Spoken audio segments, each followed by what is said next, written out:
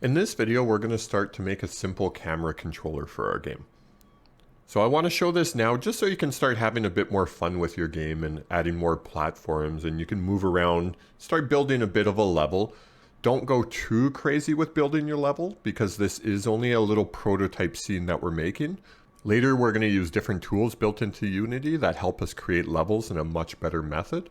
So do enough to get some practice and have fun making a level that you can jump around and move between platforms and stuff. But make sure you know that the work you're putting in is going to be gone later. Okay, I'm just going to resize this a little here. Now I'm going to pan around the screen a bit. I'm just going to use Q for the hand tool here. We'll kind of center this a bit more. And now on the main camera here, I'm going to create a script. So right on the main camera selected, I'm going to go to add component, and I'm just going to call this camera controller.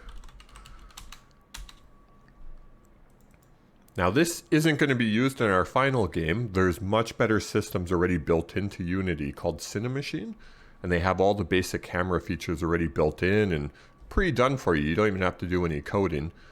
But I want to make sure you learn all the coding basics, how to do all this on your own before we start relying on tools.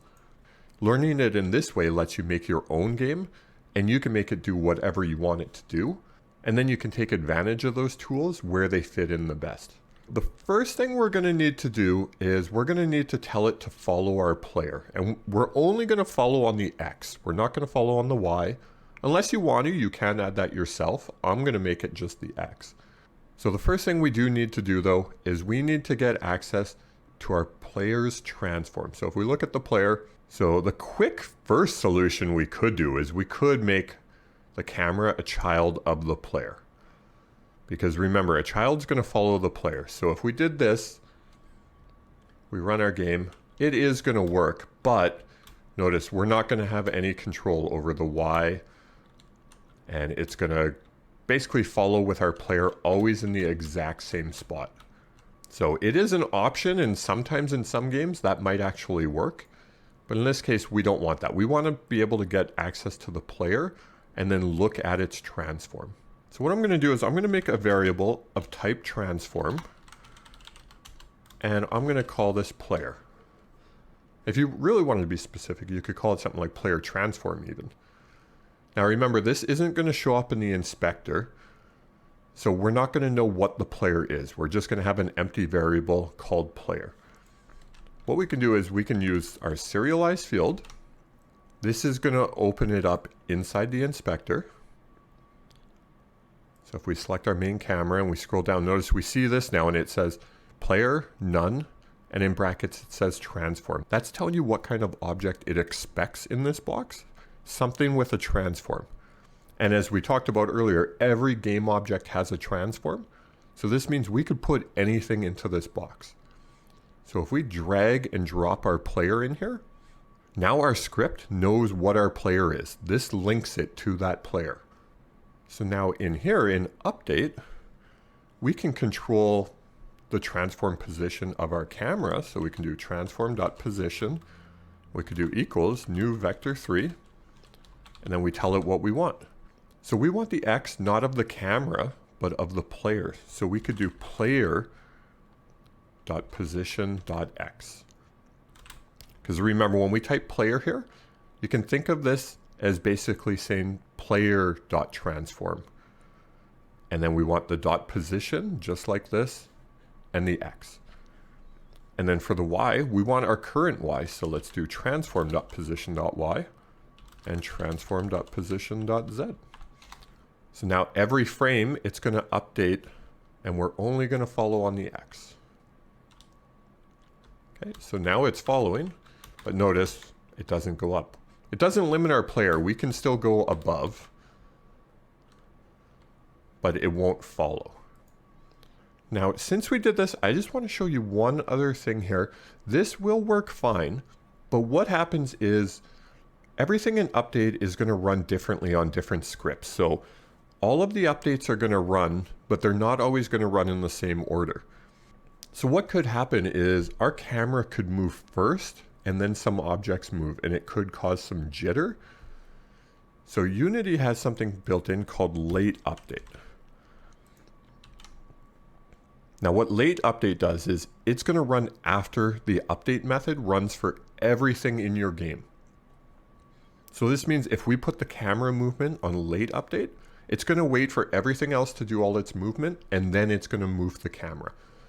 So the main thing you ever use late update for is usually camera related tasks, because you always want the camera to move last. So let's go run this again and just make sure this works fine.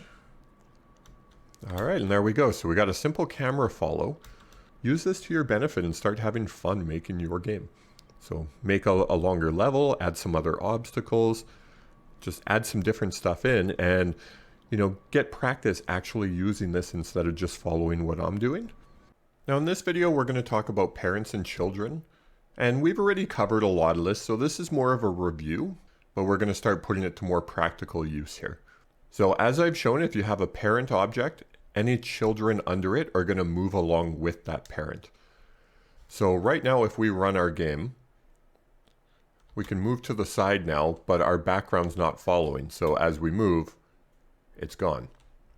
So a really easy solution to this at this point, since we're not changing the Y value of our camera at all, it doesn't go up or down, we can just child the background objects to our camera and it's going to follow along.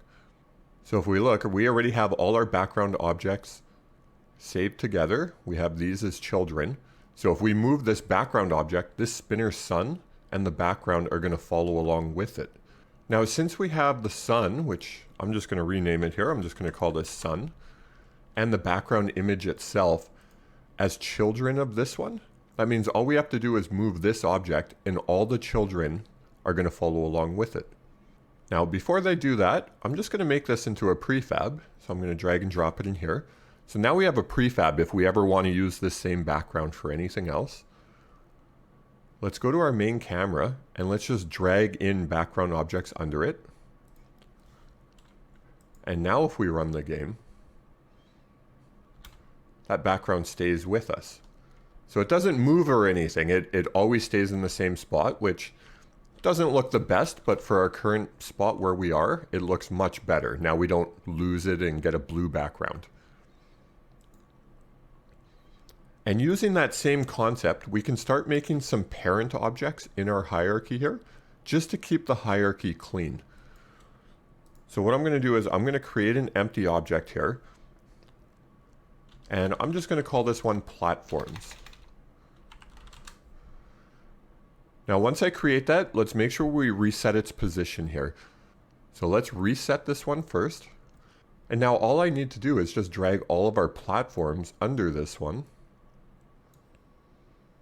And we could even make separate ones. I could keep this as platforms. I'm going to create another here, and I'll just call this one moving platforms. I'll reset this as well. Now I'll put the moving platform under this one. And then I could make one more. Let's call this one, maybe for now I'll just go with obstacles. Reset this so it's at 0. I'm just going to move my rocks into this one. And these are just for our own use, so the name doesn't matter as long as it's something that makes sense to you. So now we cleaned up most of our level, and we can even go one step further. So I'm going to create another one, and I'm just going to call this environment.